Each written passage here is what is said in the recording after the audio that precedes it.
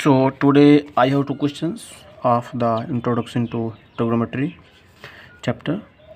If you have an NCERT book, just go to the exercise 8.1 and this is the question number 9th.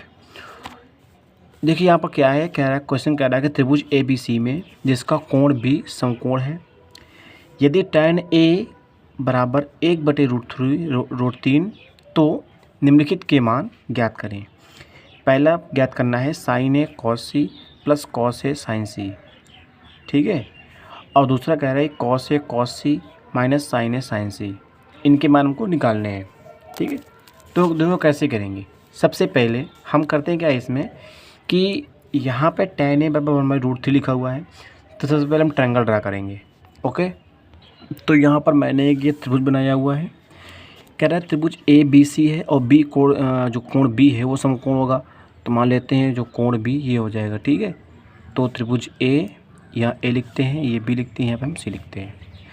अब कह रहा है इसमें tan A बराबर √3 है, क्या क्या दिया हुआ है, tan A बराबर 1/√3। इसका मतलब क्या हुआ, अब tan A बराबर क्या होता है, tan A बराबर होता है, tan बराबर होता है लंब बटे आधार होता है ना, लंब बटे आधार होता है, तो लंब हो जाएगा बटे आधार।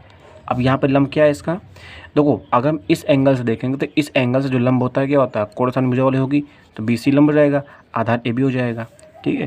तो यहाँ हम लिख सकते हैं tan A बराबर लंब बटे आधार होता है और BC अपान का AB ये हो जाएगा। ओके, तो हम क्या कर सकते हैं, यहाँ लिख सकते हैं BC is equal to BC अपान का AB बराबर 1/√3। हमको यहाँ से BC चाहिए, ठीक है। तो BC बराबर क्या हो जाएगा, हम के मान लेंगे, क्योंकि मानेंगे चूँकि ये रेशियो में है, अगर इनको अलग करेंगे तुमको यहाँ पर कोई एक धनात्मक कांस्टेंट मानना पड़ेगा, ठीक है। धनात्मक कोई संख्या माननी पड़ेगी कांस्टेंट के रूप में, तो मैंने यहाँ पर क्या मान लिया हुआ है। अब यहाँ पर क्या है, AB बराबर क्या हो जाएगा, तो AB बराबर मान लेते हैं √3 के। ओके, तो अब यहाँ लिख भी देंगे, तो BC बराबर क्या माना था, BC बराबर, तो BC बराबर हो जाएगा के और AB हो जाएगा √3 के। अब इसमें लगाएंगे पाइथागोरस में, और पाइथागोरस से हम कर्ण की भुजा ज्ञात करेंगे, ठीक है। तो पाइथागोरस से आपको मालूम है आप लोगों को, ठीक है, चूँकि कर्ण स्क्वायर बराबर होता है आधार स्क्वायर प्लस लंब स्क्वायर, ठीक है। तो यहाँ पे आधार स्क्वायर प्लस लंब स्क्वायर कर देंगे। अब यहाँ पर क्या करते हैं कि देखिए ध्यान से, AB भुजा कितनी है, AB है √3 के, BC कितनी है के, ठीक है। तो यहाँ पर लिख देंगे AC बराबर, या रूट लगा देंगे। ओके, AB कितना है, √3 के है, ये लिख दिया, इसका हमने होल स्क्वायर कर दिया, और यहाँ पर के है, इसका हमने होल स्क्वायर कर दिया, ठीक है। अब देखो क्या होगा, अब ये चूँकि ये देखो एक चीज़ मालूम होगा, किसी चीज़ का रूट से रूट में गुणा करते हैं तो वो संख्या मिलती है, ये मालूम नहीं मालूम है, ठीक है। हाँ, तो अब यहाँ पे क्या है, √3 गुणे √3 कितना हो जाएगा, अरे रूट का स्क्वायर करने पे रूट हट जाता है, ठीक है। तो √3 गुणे √3 क्या होगा, √3 का होल स्क्वायर, तो यहाँ से √3 हट जाएगा, तो यहाँ मिल जाएगा 3, और यहाँ क्या, यहाँ हो जाएगा के स्क्वायर, तो 3k स्क्वायर प्लस के स्क्वायर, ठीक है। अब ये पूरा अंडर लगा हुआ है। अब यहाँ पर देखो क्या हो जाएगा, ये हो जाएगा 4k स्क्वायर, ओके, ऐड हो जाएगा। अब बराबर आ जाएगा 2k। ऐड कैसे हुआ, चूँकि जब कोई भी सजाती पद होते हैं ना, तो वो आपस में क्या होते हैं, ऐड हो जाते हैं। ये सारी चीज़ें तुमने पिछली कक्षाओं में पढ़ी होगी। तो यहाँ से जो AC का मान कितना आ गया, AC आ गया 2k। तो कर्ण कितना आ गया, कर्ण आ गया 2k। कर्ण की भुजा सबसे लंबी होती है, ठीक है। तो अब 2 क्या है, 2 √3 से बड़ा है। ओके, तो यहाँ से देखिए, अब हमको चूँकि कर्ण आ गया है, अब कर्ण के आने से हम क्या करेंगे, सबसे पहले साइन A का मान निकालेंगे, कॉस C का मान निकालेंगे, कॉस A का निकालेंगे, साइन C का मान निकालेंगे, फिर सारे मान निकाल करके यहाँ पे रख देंगे, सॉल्व कर लेंगे, ठीक है। अब देखो, अब क्या करना है, हमको निकालना है साइन A का मान। साइन बराबर क्या होता है, साइन बराबर होता है लंब बटे कर्ण। अब इस एंगल के हिसाब से लंब कौन सा होगा, BC होगा, कर्ण ये हो जाएगा, ठीक है। तो अगर साइन A बराबर निकालें, साइन A बराबर हो जाएगा k/2k, तो ये के कैंसिल हो जाएगा, तो हो जाएगा 1/2। साइन A बराबर क्या आ गया, 1/2 आ गया। अब यहाँ पर देखो साइन A बराबर, यहाँ लिख देते हैं साइन A बराबर 1/2। ओके, अब आगे देखो, साइन ए बराबर ये आ गया।